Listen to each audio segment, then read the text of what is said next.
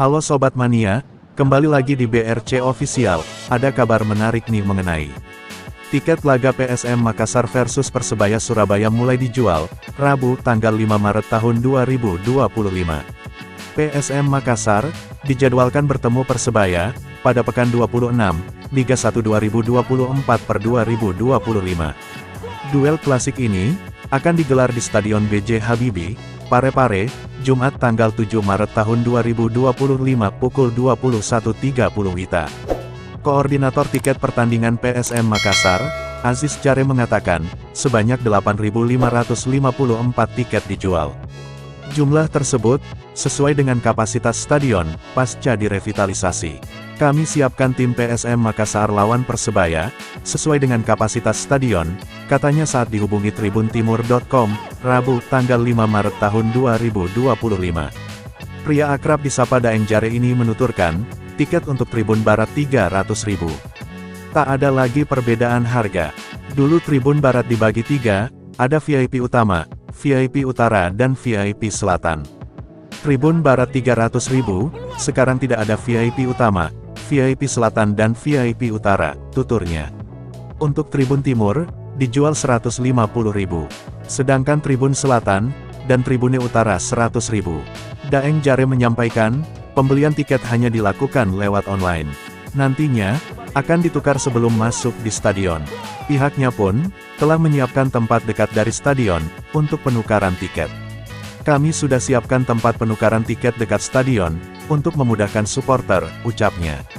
Menjamu Persebaya merupakan laga perdana PSM Makassar di Stadion B.J. Habibie pasca direvitalisasi. PSM Makassar 1,2 tahun terpaksa menjadi tim musafir selama perbaikan. Tim Juku Eja pastinya akan mati-matian meraih 3 poin di hadapan pendukung sendiri. Sekarang di peringkat 6 dengan 39 poin. Sementara Persebaya Surabaya di urutan 3 dengan 44 poin. PT LIB inspeksi Stadion B.J. Habibie. Sebelumnya, PT Liga Indonesia Baru, LIB, sebagai operator Liga 1, menegaskan laga PSM Makassar versus Persebaya Surabaya, digelar di Stadion B.J. Habibie, Parepare, Sulawesi Selatan, Sulsel. PT LIB pun akan menginspeksi Stadion B.J. Habibie untuk melakukan pengecekan kelengkapan dokumen, hingga kelengkapan stadion.